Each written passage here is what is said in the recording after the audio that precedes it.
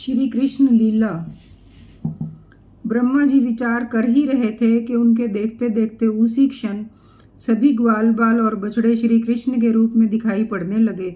सब के सब सजल जलधर के समान श्याम वर्ण पीताम्बरधारी, शंख चक्र गदा और पद्म से युक्त चतुर्भुज, सबके सिर पर मुकुट, कानों में कुंडल और कंठों से मनोहर हार तथा वनमालाएं शोभायमान हो रही थीं। उनके वक्षस्थल पर सुवर्ण की सुनहली रेखा, श्रीवत्स बाजुओं में बाजूबंद, कलाइयों में शंखाकार रत्नों से जड़े कंगन, चरणों में नुपुर और कड़े, कमर में करधनी तथा अंगुलियों में अंगूठियां जगमगा रही थीं। वे नख से शिख तक समस्त अंगों में कोमल और नूतन तुलसी की मालाएं, जो उन्हें बड़े भाग्यशाली भक्तों ने पहनाई थीं, धारण किए हुए थे। उनकी मुस्कान चांदनी के समान उज्जवल थी और रत्नारारे नैनों की कटाक्षपूर्ण चितवन बड़ी ही मधुर थी। ऐसा जान पड़ता था मानो वे इन दोनों के द्वारा सत्वगुण और रजोगुण को स्वीकार करके भक्तजनों के हृदय में शुद्ध लालसाएं जगाकर उनको पूर्ण कर रहे हैं। ब्रह्मा जी ने यह भी देखा कि उन्हीं के जैसे दूसरे ब्रह्मा से लेकर तृण तक सभी चराचर जीव मूर्तिमान होकर नाचते गाते अनेक प्रकार की पूजा सामग्री से अलग अलग भगवान के उन सब रूपों की उपासना कर रहे हैं। उन्हें अलग अलग अणिमा, महिमा आदि सिद्धियां, माया विद्या आदि विभूतियां और महत्व आदि 24 तत्व चारों ओर से घेरे हुए हैं। प्रकृति में क्षोभ उत्पन्न करने वाला काल, उसके परिणाम का कारण, स्वभाव, वासनाओं को जगाने वाला संस्कार, कामनाएं, कर्म, विषय और फल सभी मूर्तिमान होकर भगवान के प्रत्येक रूप की उपासना कर रहे हैं। भगवान की सत्ता और महत्ता के सामने उन सभी की सत्ता और महत्ता अपना अस्तित्व खो बैठी थी। ब्रह्मा जी ने यह भी देखा कि वे सभी भूत, भविष्य और वर्तमान काल के द्वारा सीमित नहीं हैं, त्रिकाल बाधित सत्य है। वे सब के सब स्वयं प्रकाश और केवल अनंत आनंद स्वरूप हैं। उनमें जड़ता अथवा चेतना का भेदभाव नहीं है। वे सब के सब एक रस हैं। यहाँ तक कि उपनिषदों, तत्व ज्ञानियों की दृष्टि भी उनकी अनंत महिमा का स्पर्श नहीं कर सकती।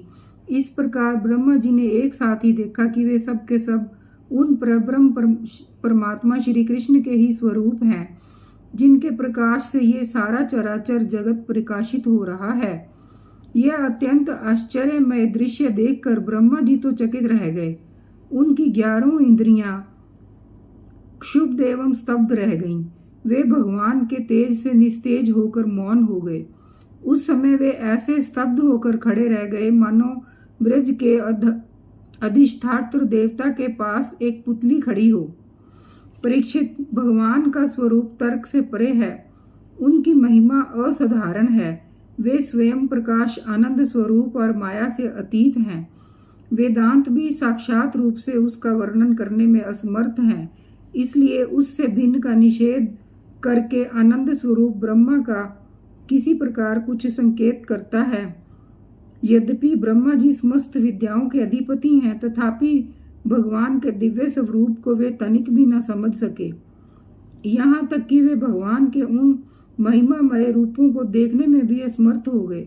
उनकी आंखें मुद गई। भगवान श्री कृष्ण ने ब्रह्मा के इस मोह और असमर्थता को जानकर बिना किसी प्रयास के तुरंत अपनी माया का पर्दा हटा दिया। इससे ब्रह्मा जी को ब्रह्म ज्ञान हुआ। वे मानो मरकर फिर जी उठे। सचेत होकर उन्होंने ज्यों त्यों करके बड़े कष्ट से अपने नेत्र खोले। तब कहीं उन्हें अपना शरीर और ये जगत दिखाई पड़ा। फिर ब्रह्मा जी जब चारों ओर देखने लगे, तब पहले दिशाएं और उसके बाद तुरंत ही उनके सामने वृंदावन दिखाई पड़ा। वृंदावन सबके लिए एक सा प्यारा है। जिधर देखिए उधर ही उधर जीवों को जीवन देने वाले फल और फूलों से लदे हुए, हरे हरे पत्तों से लहलहाते हुए वृक्षों की पंक्तियां शोभा पा रही हैं। भगवान श्री कृष्ण की लीला भूमि होने के कारण वृंदावन धाम में क्रोध, तृष्णा आदि दोष प्रवेश नहीं कर सकते और वहाँ स्वभाव से ही परस्पर दुस्तज्य वैर रखने वाले मनुष्य और पशु पक्षी भी प्रेमी मित्रों के समान हिल मिल कर एक साथ रहते हैं। ब्रह्मा जी ने वृंदावन का दर्शन करने से देखा कि अद्वितीय परब्रह्म गोपवंश के बालक का सा नाट्य कर रहा है। एक होने पर भी उनके सखा हैं, अनंत होने पर भी वह इधर उधर घूम रहा है और उसका ज्ञान अगाध होने पर भी वह अपने ग्वाल बाल और बछड़ों को ढूंढ रहा है।